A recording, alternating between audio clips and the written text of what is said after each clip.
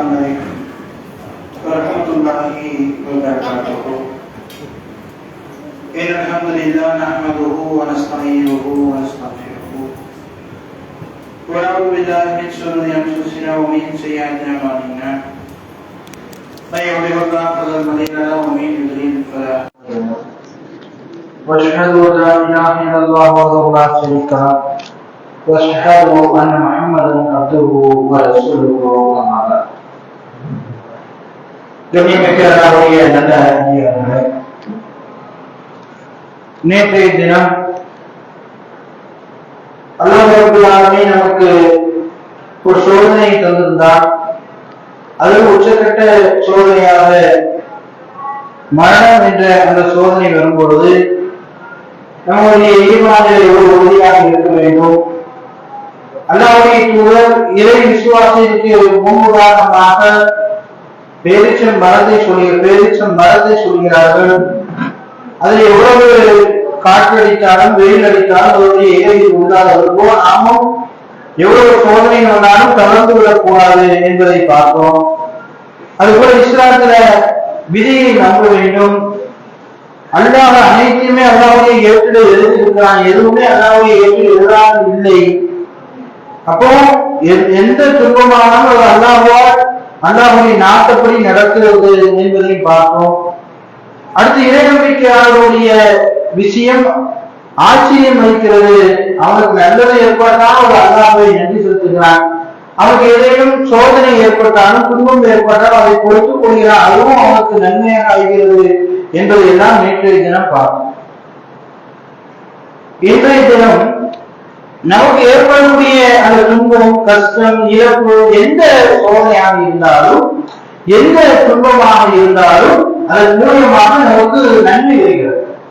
புகாரில 5641 ஹதீஸ்ல நபிகள் நாயகம் ஸல்லல்லாஹு அலைஹி வஸல்லம் அவர்கள் சொல்றாங்க, ஒரு முஸ்லிமுக்கு கைக்கு முள், ஒரு முஸ்லிம் கால் ஒரு முள் போட்டுருந்தீங்க, அது உட்பட அவருக்கு நேரிடும் துன்பம், நோய், துக்கம், கவலை, தொல்லை, மனவேதனை ஆகிய எதுவாயினும் அதற்கு பதிலாக அவரின் பாவங்களை சிலற்றை அல்லாமல் மன்னிக்காமல் இருந்தது. நமக்கு ஏற்படக்கூடிய துன்பம், நமக்கு ஏற்படக்கூடிய கவலை, நமக்கு ஏற்படக்கூடிய நோய், துக்கம், மனவேதனை எதுவாக இருந்தாலும் அல்லாஹ் நம்முடைய பாவத்தை மன்னிக்கிறார். இருந்தாலும் ஒரு முள்ளு குத்துனா எவ்வளவு வெளிவந்துடும், அந்த முள்ளு குத்துனா கூட அல்லாஹ் என்ன செய்யறாங்க, நம்முடைய பாவங்களை மன்னிக்கிறான் என்பதாக அல்லாஹ்வுடைய தூதர் முஹம்மது நபி ஸல்லல்லாஹு அலைஹி வஸல்லம் அவர்கள் சொல்றாங்க. அப்ப பாருங்க, அதற்கு ஏற்படக்கூடிய துன்பங்கள் எவ்வளவோ கவலைகள் இருந்தாலும் சோதனைகள் இருந்தாலும் அதன் மூலமாக அல்லாஹ் நம்முடைய பாவங்களை மன்னிக்கிறார். நமக்கு ஏற்படக்கூடிய தூக்கம், கவலை, மனவேதனை எவ்வளவு சோதனைகள் வந்தாலும் சரி அதன் மூலமாக அல்லாஹ் நம்முடைய பாவத்தை மன்னிக்கிறான் என்பதை அல்லாஹ்வுடைய தூதர் சொல்வதை நம்மால் பார்க்க முடிகிறது. அப்போ அல்லாஹ் நமக்கு ஏற்கனவே சொல்லிட்டார், நீங்க இஸ்லாத்திற்கு வந்தால் ஓய்வை கொண்டு ஏற்றுக்கொண்டால் உங்களுக்கு ஏதோ ஒரு சோதனை வரும் என்பதாக அல்லாஹ் நமக்கு சொல்லிவிட்டார். அதே போல நீங்கள் எங்கிருந்து போதும் உங்களுக்கு மரணம் வரும், இரும்பு கோட்டைக்குள்ள நீங்க இருந்தாலும் மரணம் வரும். இது எதுக்கு சொல்றேன்னா, சில வருடங்களுக்கு முன்னாடி ஹஜ்ஜிக்கு போனவங்க அந்த கிரேன் இறக்குறாங்க. அப்ப மற்ற மதத்தவர்கள் தான் நம்ம மீது ஒரு கேள்வி வைக்கிறாங்க, மக்கள் எவ்வளவு புனிதமான இடம், அங்க கூட ஏன் உங்களுக்கு பாதுகாப்பு இல்லையா அப்படின்னு கேட்டாங்க.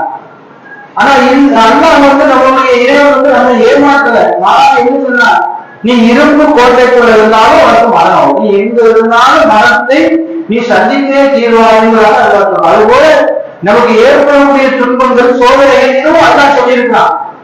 நீ இந்த கொள்கையை ஏற்றுக்கிறியா, அந்த ஓதனை கொள்கை உடைய துன்பம் வரும் என்பதாக அல்லாஹ் ஏற்கனவே நமக்கு சொல்லியிருக்கிறான். மக்கள் செல்வத்தின் மூலமாகவும் பொருட்களை சேதப்படுத்தியும் உங்களை நாம் சோதிப்போம். அப்போ ஒரு ரோட்ல போறோம், ரோட்ல போய் வேகத்துல அருகே இருக்கிறது என்று சொன்னா நம்ம என்ன செய்வோம், கவனமா போவோம். வேகத்துல இருக்கிற போர்டு போட்டாங்கன்னா மெதுவா போவோம். அந்த போர்டு எப்படி போவோம், வேகமா போவோம், வேகத்தை கவனிக்க மாட்டோம், வேகமா அந்த காலத்துல போவோம். அப்ப வேகத்துல இருப்பதாக நமக்கு எச்சரிக்கை மூலமாக நம்ம மெதுவா அவர் கலந்து போவோம். அது போலதான் இந்த இஸ்லாத்தில் நீங்கள் இருந்தா உங்களுக்கு சோதனை கண்டிப்பாக வரும் என்று அல்லாஹ் சொல்லிட்டான்.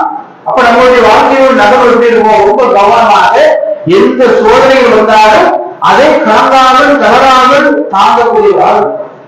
அது அல்லாஹ்வுடைய விதியில் எழுதப்பட்டிருக்கு. அது அல்லாஹ் நமக்கு நன்மையை தருவான். மூளைக்கு ஏற்படக்கூடிய சின்ன துன்பமாக இருந்தாலும் அல்லாஹ் அதற்கு நன்மையை தருவான் என்பதை நாம் என்ன செய்யணும்? விளங்கிக் கொள்ள வேண்டும். அனைத்தும் முன்மாதிரியாக அல்லாஹ்வுடைய தூதர் முஹம்மது நபி ஸல்லல்லாஹு அலைஹி வஸல்லம் இருக்காங்க. அல்லாஹ்வுடைய தூதருடைய வாழ்க்கையில் சந்தித்த மரணங்களை கூட யார் வாழ்க்கையும் சந்திக்க முடியாது. அல்லாஹ்வுடைய தூதருடைய கடைசி நேரம் காய்ச்சல் இருக்கிறாங்க.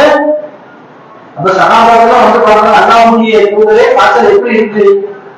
உங்களுக்கு 2 பேருக்கு அடிக்கக்கூடிய காய்ச்சல் எனக்கு ஒரு ஆளுக்கு இருக்கு. இப்ப அந்த சகாபாக்கள் கேட்கிறாங்க, அப்போனா உங்களுக்கு 2 நன்மையா? அல்லாஹ்வுடைய தூதர் சொன்னாங்க, ஆமா, நான் அடைகிற இந்த வேதனைக்கு எப்படி காய்ந்த மரங்கள் தன்னுடைய இலைகளை எப்படி முன்னுமோ அது போல் அல்லாஹ்வின் பாவத்தை மன்னிப்பான். அப்போ என்ன, நமக்கு ஏற்படக்கூடிய துன்பங்கள் மூலமா அல்லாஹ் நம்முடைய பாவத்தை மன்னிப்பான் என்று சொல்றான். அல்லாஹ்வுடைய தூதர் அவருடைய வாழ்க்கையில் பார்த்த மரணங்களை பார்த்தோம் என்று சொன்ன கதீஜா ரலியல்லாஹு மரணம். ரசூலுல்லாஹ் கதீஜா ரலியல்லாஹு மேல வைத்திருக்கிற பாசம் என்பது கடுமையான பாசம். ஏன் ஆரம்ப காலத்துல இஸ்லாத்திற்கு அல்லாஹ்வுடைய தூதர் பையை சொல்லும் பொழுது, இஸ்லாத்தை சொல்லும் பொழுது மக்கள் மத்தியில கடுமையான எதிர்ப்பு. அப்பேற்பட்ட சூழ்நிலையில் உலகில் வந்தவர் கதீஜா ரலியல்லாஹு. கதீஜா ரலியல்லாஹு ஒரு செல்வ சீமாக்காக இருந்தாங்க. ரசூலுல்லாஹ் மேல மலைகளில் இருப்பாங்க, கதீஜாவையும் உறவு கொண்டு கீழே இருந்து மலைகளை ஏறி கொண்டு போவோம். அவ்வளவு கஷ்டமான சூழ்நிலை அல்லாஹ்வுடைய தூதருடன் இருந்த கதீஜா ரலியல்லாஹு பயங்கரமான பாசம். எந்த அளவுக்கு பாசம் என்று சொன்னால், கதீஜா ரலியல்லாஹு இறந்து பல வருடங்கள் கழித்து கூட கதீஜா ரலியல்லாஹு தங்கச்சி ஏதாவது வீட்டுக்கு வந்து சலாம் சொன்னா ரசூலுல்லாஹ் கதீஜாவை பிறந்த மாதிரி கேட்டு அப்படின்னு சொல்லுவாங்க. அந்த அளவுக்கு பாசம் வாங்கியிருந்தாரு. ஏதோ குர்பான் கொடுத்தா உடனே கையில கோலத்தை கொடுத்து நீ போய் கதீஜாவுடைய தோழியில் இருப்பான் அவரை கொண்டு கொடுத்து வந்தது என்று சொல்லுவான். அவ்வளவு பாசம். அந்த கதீஜா ரலியல்லாஹுடைய மரணம் அல்லாஹ்வுடைய தூதர் ஆரம்ப காலத்துல இஸ்லாத்துல உண்மையே அந்த கதீஜா ரலியல்லாஹு மரணத்தை சந்திக்கிறாங்க. அதுக்கு அடுத்து பார்த்தோம்னா அல்லாஹ்வுடைய தூதருடைய சிறிய தந்தை அப்துல்லாஹ். அவங்க எப்படிப்பட்டவங்க? இஸ்லாத்துக்கு வரல, ஆனா ஆதரவான நிலைப்பாடு. ரசூலுல்லாஹ்வுக்கு எதிரிகள் ரொம்ப துன்பம் தர மாட்டாங்க. ஏன்னா அபூதாலிப் இருந்தாரு என்று சொன்ன அபூதாலிப் ஒரு புத்தகமா இருந்தார் அல்லாஹ்வுடைய தூதர் சிறிய தந்தை. அவரும் ஆரம்ப காலத்துல ரொம்ப பக்கமாக அல்லாஹ்வுடைய தூதர் இருந்தாங்க. அவங்க கடைசி வரைக்கும் இஸ்லாத்துக்கு வரல. மரண தருவாய் இருந்தாலும் ரசூலுல்லாஹ் சொல்றாங்க, நீ இஸ்லாத்துக்கு வாங்க, நான் அப்துல் முத்தலிபுடைய கொள்கையில இருந்துக்கிறேன்னு மாறிக்கிறாங்க. இஸ்லாத்துக்கு வரல. ஆனா அது ஒரு மிகப்பெரிய இழப்பு ரசூலுல்லாஹ். ஏன்னா பக்கப்படமா இருந்தவங்க சிறிய தந்தை. அதே போல பாருங்க, ரசூலுல்லாஹ்வுக்கு வந்து 4 குழந்தைகள் எல்லாருமே மரணிக்கிறாங்க. அபுல் காசிம் என்று சொல்லி ரசூலுல்லாஹ் அழைக்கிறாங்க. ரசூலுல்லாஹ் காசிம் என்று சொல்லி ஒரு மகன் இருந்தான், அவரும் மரணிக்கிறார். அடுத்து இப்ராஹிம் சொல்லி ஒரு மகன். இப்ராஹிம் வந்து ரொம்ப வருடங்களா இருக்கிற ஒரு கை குழந்தையா இருக்கும்போது மரணிக்கிறார். அல்லாஹ்வுடைய தூதர் அந்த இப்ராஹிம ஹதீஸ்கள்ல வருது, அனைத்துமே போய் பார்த்துக்கலாம். பார்க்காத நாளே கிடையாது ரசூலுல்லாஹ் மகன். ரசூலுல்லாஹ்வுடைய மகன் வந்து இப்ராஹிம் வந்து தினமும் போய் பார்த்துக்கலாம். அவ்வளவு பாசம். ரசூலுல்லாஹ் தன்னுடைய பாட்டனார் இப்ராஹிமுடைய பேரை வைத்து அழகு பார்த்தாங்க. அப்படி பாசமிக்க ஒரு குழந்தை ரசூலுல்லாஹ் போனா அழைப்பு விடுறாங்க. அல்லாஹ்வுடைய தூதரே, உங்களுடைய குழந்தை ரொம்ப சீரியஸா இருக்கு, வாங்க என்று சொன்னா கைகளில் குழந்தையை கொடுக்குறாங்க. கைகள் அப்படியே ரசூலுல்லாஹ் குழந்தையை வேண்டாலும் மேல் மூச்சு கீழ் மூச்சு வந்து குழந்தை மரணிக்கிறது. அல்லாஹ்வுடைய தூதர் கடுமையா அழுதாங்க மகனுடைய இறப்பை பார்த்து. மக்கள் எல்லாம் சொல்றாங்க, அல்லாஹ்வுடைய தூதர்கிட்ட கண்ணீரா? ரசூலுல்லாஹ் சொல்றாங்க, நானும் மனிதர்கள், அல்லாஹ் கொடுத்திருக்க அழுகின்ற கண்ணீர் என்று சொல்லி அப்படியே அழுதுகிட்டே சொல்றாங்க. என்னுடைய மகன் இறப்பு வந்து இப்ராஹிம், உங்களுடைய மகன் வந்து எனக்கு வந்து ரொம்ப அதிக கவலை அளிக்கிறது. ஆனால் ஒருபோதும் அல்லாஹ்வுக்கு பிடிக்காத வார்த்தையை நாம் பயன்படுத்த மாட்டோம். யாரெல்லாம் தந்தியை எடுத்து அப்படி இப்படி ஒருபோதும் அல்லாஹ்வுக்கு பிடிக்காத வார்த்தையை நான் பயன்படுத்தவே மாட்டேன் என்று சொன்னோம். அதே போல அடுத்து பாருங்க, மதங்கள் பத்ர் புத்தகம் நமக்கு எல்லாம் தெரியும். முஸ்லிம்களுக்கு ஒரு பெரிய வெற்றி வாய்ந்த ஒரு யுத்தங்கள் வருகிறாங்க. அந்த பதில் யுத்தம் வெற்றி அடையுது. அது ஒரு மிக மகிழ்ச்சியான ஒரு காலம். ஆனா பதில் யுத்தத்துக்கு ரசூலா வரும்போது மகன் முகையாவுக்கு உடம்பு சரியில்லை, ரொம்ப சீரியஸான நிலைமை. இந்த யுத்தத்துக்கு போகணும், மரணத்துக்கு உஸ்மான் ரலியல்லாஹு அந்த உஸ்மான் ரலியல்லாஹு சொல்றாங்க, ரசூலா நீங்க இருங்க, நீங்க போருக்கு வர வேண்டாம், மகளை பார்த்துருங்க, நாங்க போயிட்டு வந்துடுவோம் அப்படின்னு சொல்றாங்க. போர்க்களத்துல வெற்றி கிடைக்காத மிகப்பெரிய சந்தோஷம். போர்க்களம் முடிஞ்சு வாராங்க, உடைய இறந்துடுறாங்க. உஸ்மான் ரலியல்லாஹு அடுத்து கொண்டிருக்கிறாங்க, ரசூலா பார்க்கறாங்க, மகள் இறந்துடுறாங்க. போர்க்களத்துல வெற்றி இஸ்லாத்துல மிகப்பெரிய வெற்றியாக இருந்த அந்த போர்க்கள வெற்றியை சந்தோஷத்தை கொண்டாடுறா இல்ல மகள் இறந்துட்டாங்களே. போர்க்களத்துக்கு போற முன்னாடி சீரியஸ் போயிட்டு மகள் இறக்குறான். எப்படிப்பட்ட சோதனை பாருங்க. உஸ்மான் ரலியல்லாஹு மருமகன் ரொம்ப அருமையான ஒரு மருமகன், அல்லாஹ்வுக்கு ரொம்ப பிடிக்கும், ரொம்ப கண்ணியமானவர், அதிகமா சத்தமிட்டு பேசாத நடிக்கிறவர் உஸ்மான் ரலியல்லாஹு. ரசூலுல்லாஹி கொஞ்ச காலத்துல இன்னொரு மகளை அவங்களுக்கு உம்மு குல்சாம் என்று சொல்லக்கூடிய இன்னொரு மகள் திருமணம் செய்திருக்கிறாங்க. ஏன்னா அவ்வளவு பிடிக்கும் அந்த மருமகன் உஸ்மான் ரலியல்லாஹு. அந்த மகளை கொடுக்குறாங்க, உம்மு குல்சும் அவங்க பேர். அவங்க கொடுக்குறாங்க, ரொம்ப சொற்பமான ஒரு சில காலத்துக்கு அந்த மகளை இறந்தான். எப்படிப்பட்ட சூழலை பாருங்க. மரணம் நம்மளோட ஈமானை உரசி பாருவோம். ஆனா தொடர்ந்து மரணம். ஒரு பக்கம் மகன் இருக்கிறாங்க, அடுத்து அதுல இருந்து கொஞ்ச காலத்துல இன்னொரு மகன்கள் இறக்குறாங்க. இப்படி அல்லாஹ்வுடைய காலத்துல மரணத்தை பார்க்காத தேவை. மக்களை பார்த்துட்டாங்க, மனைவியை பார்த்துட்டாங்க, மகன்களை பார்த்துட்டாங்க. அடுத்து பேர குழந்தை ரசூலுல்லாஹ்வுக்கு ஜெயத் என்ற மகன் இருந்தாங்க, அவங்க மூலியமா ஒரு பேர குழந்தை இருந்தாங்க. அந்த பேர குழந்தையும் எப்படி தன்னுடைய மகன் இப்ராஹிம் கை குழந்தைய இறக்குறாங்களோ அதே போல இறக்குறாங்க. எப்படிப்பட்ட ஒரு கால சூழ்நிலை பாருங்க. அப்துல்லா என்று சொல்லக்கூடிய அந்த பேர குழந்தை இறக்குறாரு. ஜெயத் என்று சொல்லி ஒரு மகன் இருந்தாங்க, அவங்களும் மகள் இறக்குறாங்க. மரணங்களாக இருக்கிறாங்க. இப்படி அல்லாஹ்வுடைய வாழும்போது அல்லாஹ்வுடைய தூதருக்கு முன்பாகவே மகன்கள் என்ன இறக்குறாங்க, பாத்திமா ரலியல்லாஹு அவங்க மட்டும்தான் உங்களோடு இருக்கிறாங்க. சரி, அவங்க மட்டும்தான் உங்களோடு இருக்காங்க பார்த்தா அவங்க இறப்பு போனதை முன்னாடியே ஒரு அறிவு செய்யலாம். பாத்திமா ரலியல்லாஹு போய் கண்ணீர் விட்டு ரசூலுல்லாஹ் மரண தருவாயில இருக்கும், பாத்திமா ரலியல்லாஹு அழுந்தே வராங்க. அப்போ ரசூலுல்லாஹ் சொல்றாங்க, அழாத பாத்திமா, இதுக்கப்புறம் எனக்கு எந்த சிரமமும் கிடையாது, நீ அழாத என்று சொல்லி காலையில ஒரு ரகசியம் சொல்றாங்க. என்ன ரகசியம்? எனக்கு பின்பாக நீதான் என்ன முதல்ல சந்திக்க போறவரா இருக்கு என்று சொன்ன உடனே பாத்திமா ரலியல்லாஹு சிரிக்கிறான். அப்புறம் என்ன, நான் மரணத்துக்கு பின்பாக கொஞ்ச நாள்ல நீயும் மரணத்தில் சொல்லிட்டு போயிட்டாங்க ரசூலுல்லாஹ். அப்ப பாருங்க, ஒரு பக்கம் மரணங்களை சந்தித்த ரசூலுல்லாஹ், கடைசியில பாத்திமா ரலியல்லாஹு எந்த பிள்ளைகளும் இல்லை. பாத்திமா ரலியல்லாஹு எப்ப மரணிக்க போனா ரசூலுல்லாஹ் தெரிஞ்சிச்சு. எப்படிப்பட்ட ஒரு சூழலே அல்லாஹ்வுடைய தூதர் இருக்காங்க. அப்ப இந்த மாதிரியான சோதனையில கூட அல்லாஹ்வுடைய தூதர் ஒவ்வொருவரும் அல்லாஹ் மீது இருக்கக்கூடிய அந்த நம்பிக்கையிலிருந்து சிறிதளவு பெறல.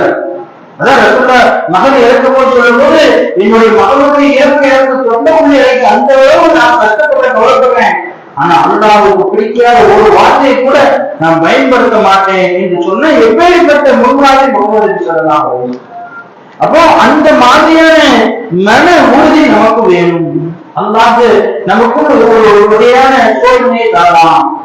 அப்ப அல்லாஹ் இந்த மாதிரியான சோதனைகளை தந்தால் நம்ம என்ன செய்யணும், அதை பொறுத்து கொண்டோம் என்று சொன்னால் நமக்கு அல்லாஹ் நிச்சயமான சொர்க்கத்தை தருவான், அதன் மூலம் நமக்கு நன்மையை தருவான் என்பதை நம்ம என்ன செய்யணும், ஆழமாக பதிவு கொள்ள வேண்டும்.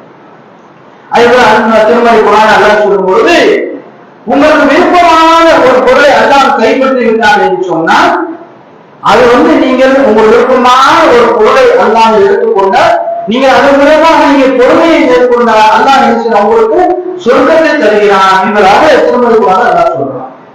அப்போ இதே மாதிரியான கவலையான நேரங்களில ரசூலுல்லாஹ் இருக்கும்போது சில நேரங்களில் நபி நாயகம் ஸல்லல்லாஹு அலைஹி வஸல்லம் கவலையை வந்து அல்லாஹ் என்ன செய்வானா, வஹீ மூலமாக அல்லாஹ் என்ன செய்வானா, ரசூலுல்லாஹ்வுக்கு ஆதரவு சொல்லுவான்.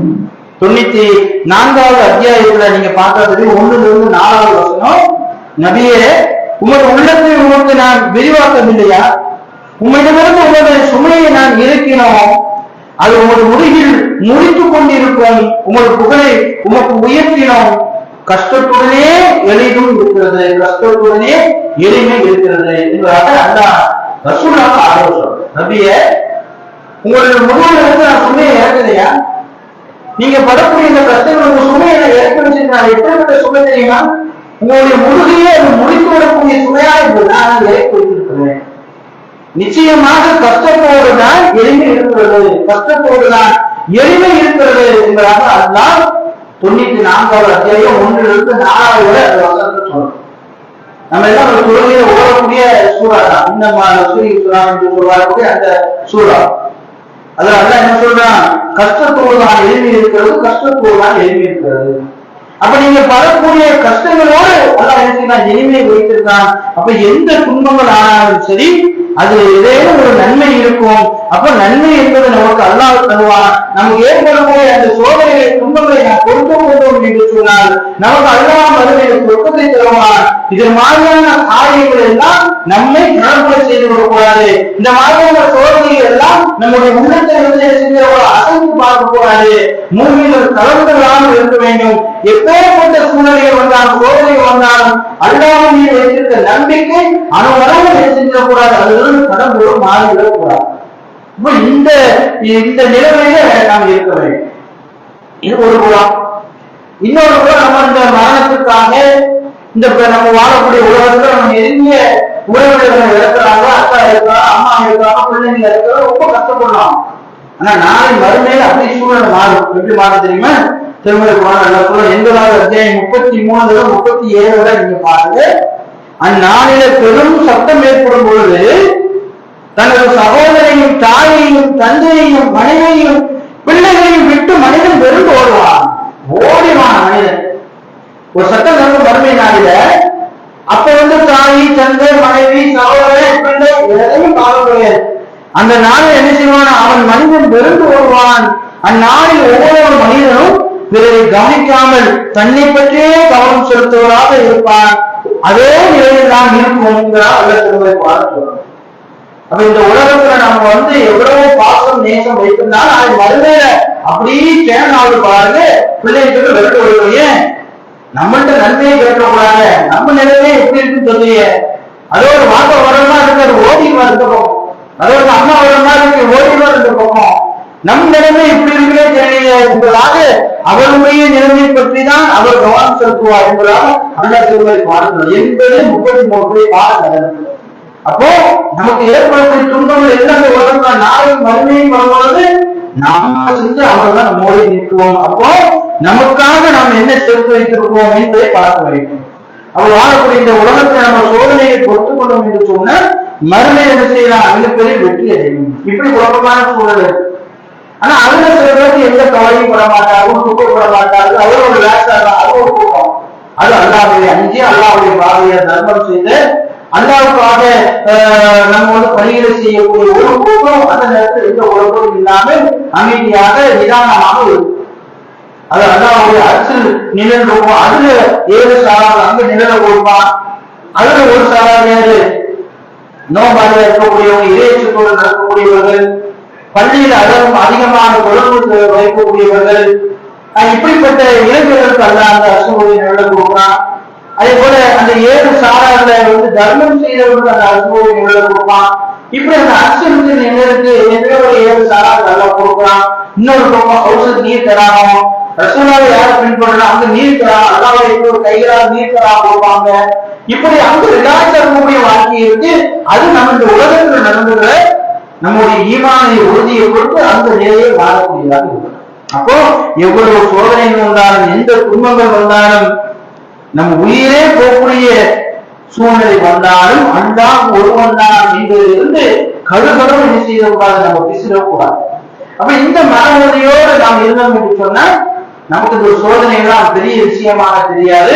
அல்லாஹ் அனைத்துமே அவருடைய ஏற்பில் எழுதியிருக்கிறான். அல்லாஹ் அனைத்துமே அவருடைய விதியில் எழுதியிருக்கிறான்.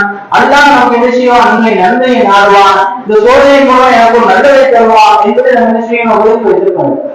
அதே நேரத்துல விதி இப்படிதான் நடக்கு, அல்லாஹ் நாட்டத்தின்படிதான் நடக்கு என்று அவர்கள் செய்யாமல் பாவத்தை செய்யாமல் கொண்டு வரக்கூடாது. அல்லாஹ் திருமண சில துவாக்களை சொல்லிக் கொடுக்கும்போது நீங்க இறைவனும் கேளுங்கள் என்பதாக அல்லாஹ் சொல்லலாம். நீங்க இப்படி கேளுங்க, நரகத்திலிருந்து பாதுகாப்பு தர மாதிரி கேளுங்க, ரசூலுல்லாஹ் சொன்னாங்க நிறைய ரப்பனா ஆத்தினா துன்யா ஆখিরাতে ஆখিরাத்தி ஹஸனத்து வகீனா அல்லாஹ் பண்ணார். இறைவா இந்த உலகத்திலே எனக்கு நன்மை கொடு, நாளை மறுமையிலே எனக்கு நன்மை கொடு, நரக நெருப்பிலிருந்து காப்பாற்று என்பதாக நீங்க கேளுங்க. அப்போ விதி ஒரு பக்கம் இருக்கு, எல்லாம் இருந்தால் நம்மளுடைய கடமை என்ன? அல்லாஹ்வை நன்றி சொல்லிக் கொண்டே இருக்கிறோம், அல்லாஹ்வுடைய பிரார்த்தனை செய்து கொண்டே இருக்கிறோம், அல்லாஹ்வுடைய கையேந்தி அதிகமாக பிரார்த்தனை செய்து நம்மை எப்படியாவது சொல்றதுக்குரியவனாக ஆக்கணும் என்று ஒரு இருக்கும். ரசூலுல்லாஹ் வந்து ஆயிஷா ரலியல்லாஹு கேட்பாங்க, அல்லாஹ் உங்களுக்கு சொல்றதை நிச்சயமாக்கிட்டான், நீங்க எப்படி சொல்லலாம் போகுது, இப்படி நீங்க உட்கார்ந்து கால்கள் நீங்க அளவுக்கு நீங்க சொல்றீங்க, பாவமளித்து செய்வீங்க என்று சொன்ன அல்லாஹ்வுக்கு நான் நன்றி உள்ள அடியானா இருக்க வேண்டாம், நன்றி கேட்டு அடியானாக நீ இருக்க சொல்றியா என்று கேட்கிறாங்க. அல்லாஹ்வுடைய தூதர் ரசூலுல்லாஹ் சொர்க்கத்துக்குரியவங்க என்று நன்மாயை சொல்லப்பட்ட நபிமார், ஆனா அவங்களே ஒரு நாளைக்கு எத்தனை தடவை அல்லாஹ்வோட பாவமளித்து சேர்ப்பாங்க தெரியுமா? அப்போ ரசூல் அந்த கடைசி பத்தில ஒற்றைப்படியில இரவும் உயிர்ப்பிப்பார்கள் என்பதாக ஒரு அப்போ அமர்வு செய்வாங்க. அப்ப இதெல்லாம் வாழ்க்கையை செய்து கொண்டே இருக்கும். சொல்றேன், ஆனாலும் நான் அல்லாஹ்வுக்கு நன்றி உள்ளவா, நன்றி அடையாளமாக இருக்க முடியுமா என்பதாக கேட்டார். அப்ப இதையெல்லாம் நம் மனதில் வைத்துக் கொண்டு அல்லாஹ்வை எந்த சூழலில் நம்முடைய நம்பிக்கையிலிருந்து கடவுளை செய்து விடாமல் நம்முடைய உள்ளங்களை பாதுகாக்க வேண்டும், இஸ்லாத்தில் உள்ள உறுதியான நிலைப்பாடு இருக்க வேண்டும்.